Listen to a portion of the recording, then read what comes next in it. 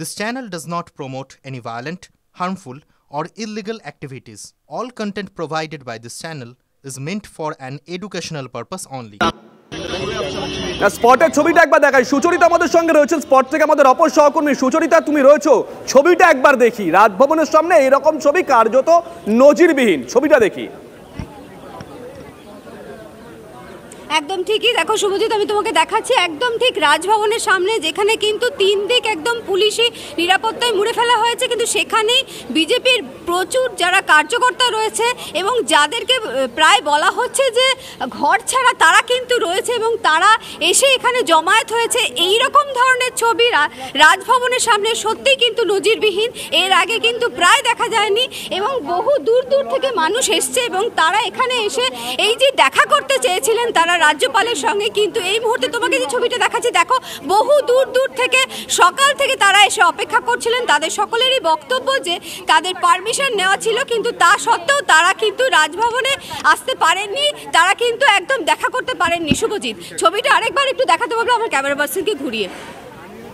আমরা এই মুহূর্তে সেই ছবি দেখছি। সুচরিতা, তোমরা যে ছবি দেখাচ্ছ, তুমি প্রদীপ্ত, তোমরা যে ছবি দেখাচ্ছ, রাজভবনের সামনে পুলিশের ছয়লাভ, বেশ কয়েকটা ব্যারিকেড করে দেওয়া হয়েছে। শুভেন্দু অধিকারী যাওয়ার কিছুক্ষণ আগে থেকেই প্রায় 20 মিনিট হয়ে গেল শুভেন্দু অধিকারীর কনভয় আটকে আছে, যেতে পারছে না।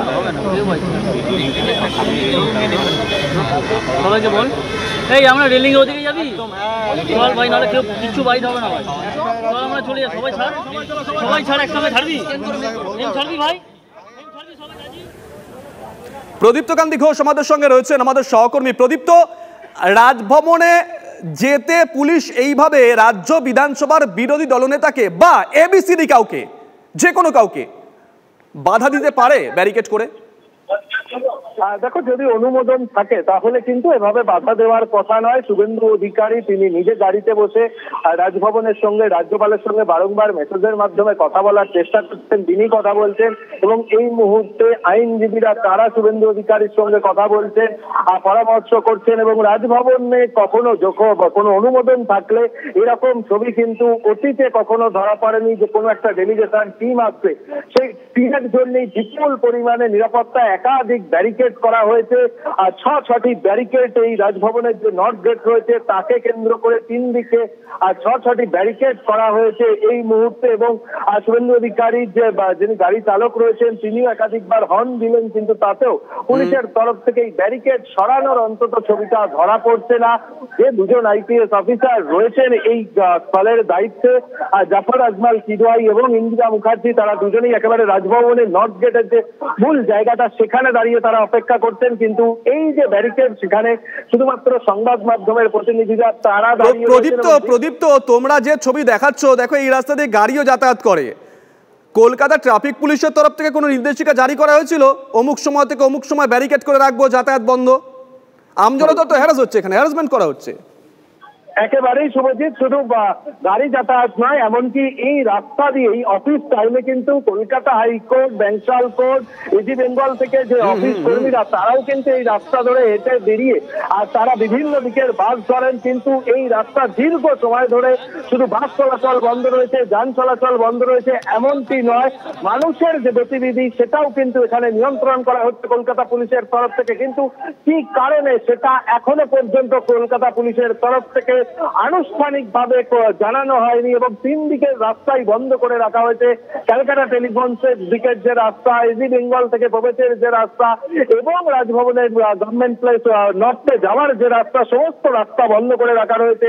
এবং তারপর শুভেন্দু অধিকারী তিনি কিন্তু জানিয়েছিলেন এক্স মাধ্যমে দুপুরে যে তিনি রাজভবনে যাবেন, রাজ্যপালের সঙ্গে কথা বলবেন যারা হিংসায় আক্রান্ত হয়েছেন এই 2024 সালের লোকসভা নির্বাচনের পর। তারপরও কিন্তু দেখা যাচ্ছে যে ছবিটার কোনো বদল নেই এবং শুভেন্দু অধিকারী দীর্ঘ সময় তিনি অপেক্ষা করছেন।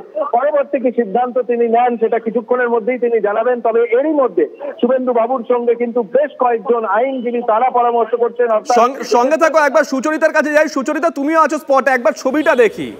প্রদীপ্ত যে কথা বলছিল যে আমজনতা ওখান দিয়ে যাতায়াত করে, ওখান থেকে বাস চলে, এখন অফিস ফেরতা সরকারি কর্মচারীরা রাস্তা দিয়ে ফেরেন, ছবিটা দেখি একবার। একদম দেখো ঠিক এই কথাটাই তোমাকে আমরা বলতে চেষ্টা করছি যে এই যে রাস্তাটা আমরা দেখতে পাচ্ছি যে এখানে বহু যারা সরকারি কর্মচারী যারা হাইকোর্টে থাকে তারা কিন্তু সবাই এই রাস্তা দিয়ে সোজা তারা পৌঁছে যেতে পারতো, কিন্তু যেহেতু ব্যারিকেড করে রাখা হয়েছে এবং প্রত্যেকটা জায়গাকে মুড়ে ফেলা হয়েছে এবং এখান থেকে কিন্তু সাধারণ মানুষ যারা চাকরি সারাদিন চাকরি করে বাড়ি ফিরছে তাদেরকে কিন্তু এই রাস্তাগুলো থেকে যেতে দেওয়া হচ্ছে না এবং যখনই কেউ যেতে যাচ্ছে সেখানে কিন্তু পুলিশরা তাদেরকে বাধা দিচ্ছে এবং তাদেরকে কার্যত ঘুরিয়ে ফেলা হচ্ছে। অর্থাৎ তারা কিন্তু অনেকটা ঘুরে তবে গিয়ে তাদের নির্দিষ্ট জায়গায় বাস ধরার জন্য দেখতে পাচ্ছে। এক্ষুনি দেখো আমাদের চোখের সামনে থেকেই তোমাকে দেখাচ্ছি যে ছবিটা, বহু মানুষ এলো এবং এখানে কিন্তু পুলিশ সরিয়ে দিল এবং তারা কিন্তু আস্তে আস্তে এখান থেকে সরে যাচ্ছে এবং প্রত্যেকে কিন্তু কি কারণে এই ব্যারিকেড, কি কারণে পুলিশের ছয়লাভ তা আনুষ্ঠানিকভাবে এখনো কলকাতা পুলিশের তরফ থেকে জানানো হয়নি। নজর থাকবে প্রদীপ্ত, নজর রাখো, সুচরিতা নজর থাকবে, নজর রাখো।